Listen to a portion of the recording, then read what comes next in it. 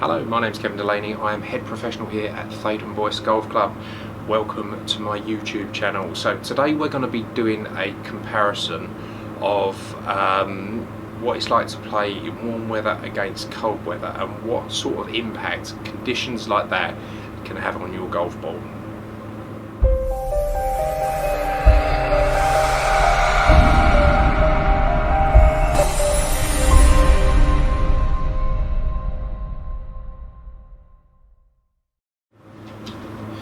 Right, so what we're going to try and do is compare conditions and what impact that can have on your golf ball. So what I'm going to try and do is compare what it's like to play in warm conditions against cold conditions. Now the reason for doing this is definitely that going into the winter you're going to see a noticeable difference in the way that the golf courses play. So as they get colder and wetter, generally they play longer. Now I get a lot of people saying to me, you know, oh, it's winter, so I'm having to hit an extra club, extra 2 clubs, I'm losing this amount of distance.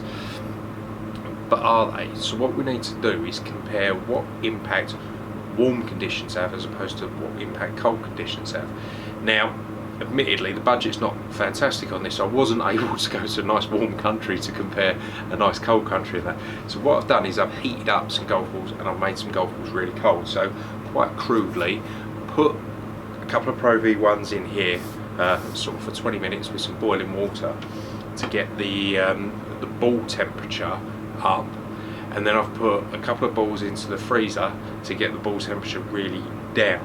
So, and then I'm going to take them out on the SkyTrack and sort of compare to see what impact that has on the shot that you're going to play. So, you know, is there going to be a major tail off in distance, big loss, or you know, what impacts that's really going to have on the shot, and does playing in the winter really mean that you lose a lot of distance?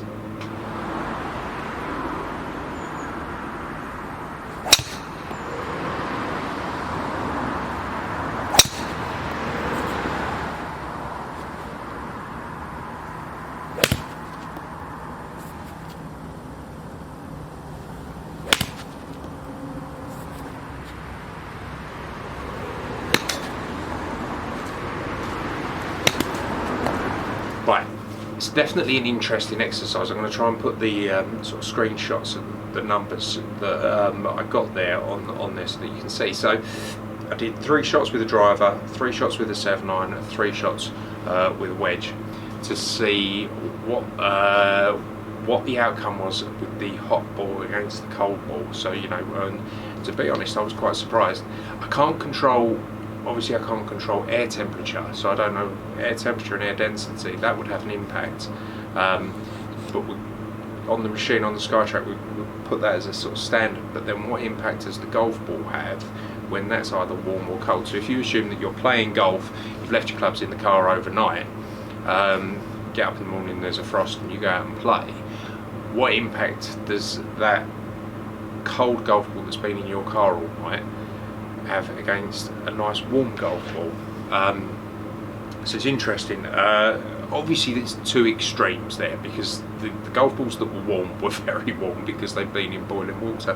But that's really to get the temperature up, and then the ones that were cold were really cold. But then, you know, much as they were sort of in a fridge freezer, they were, I couldn't measure them, but they're probably around about freezing. But you're going to play golf in those conditions over the next few months, so that's probably a little bit fair. You're never going to playing a boiling hot golf balls, but it does show that there was a little bit of a difference, and I was quite surprised. The total difference in distance was minimal.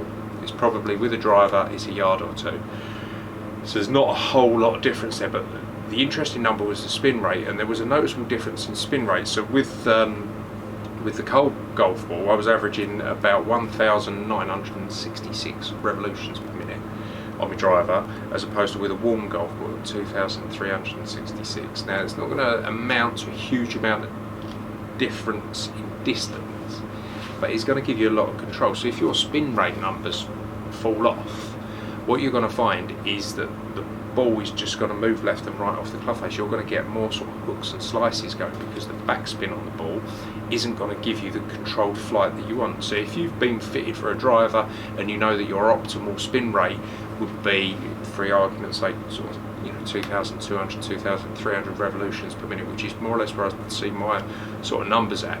If I'm falling to consistently below 2,000 to 1,900 or lower, then you're gonna see more strange flights in your shots.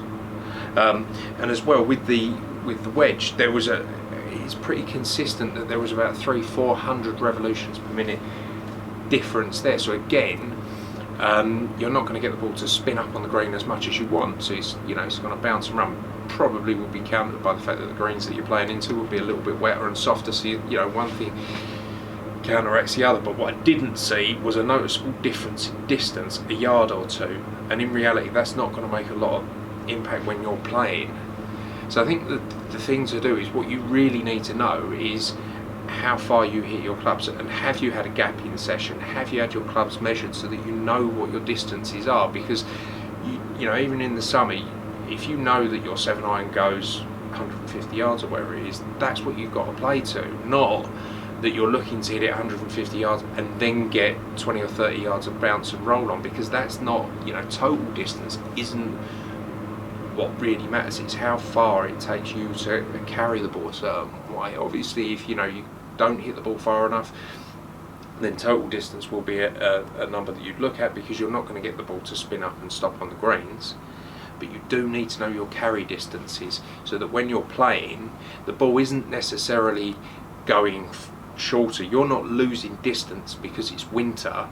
You're losing distance because you're not bouncing and running it as far as what you perhaps are used to doing. But also in the summer, if you know exactly how far that you hit the ball, like what your carry distance is, if you start pitching it on the greens a little bit more consistently, you may well find that you'll be able to get the ball to stop probably better than what you would have thought you would have done.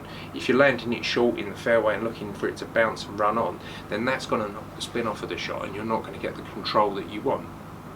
Listen guys, I hope you found that interesting. Please feel free to leave any comments down below. Make sure that you subscribe to the channel, hit the bell notifications things so that you know when these things are going on. Thank you.